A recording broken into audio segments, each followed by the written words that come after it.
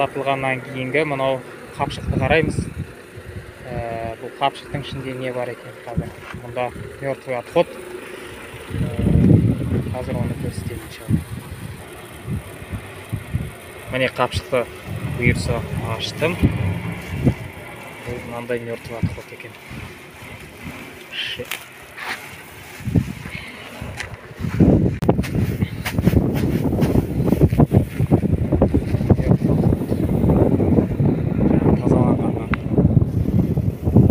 Мекендер, ішінде сабан, ішінде тас кетуі мүмкін бір шақтан.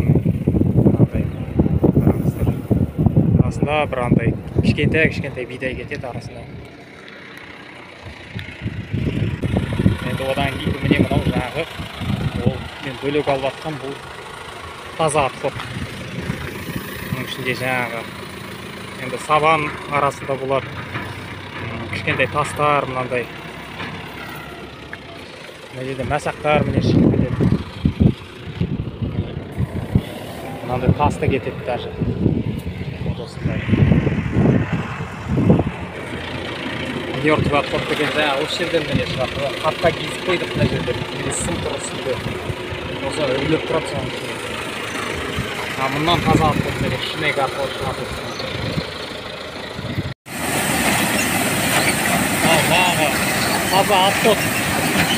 Бір реттік шықты мынау шынайықтан.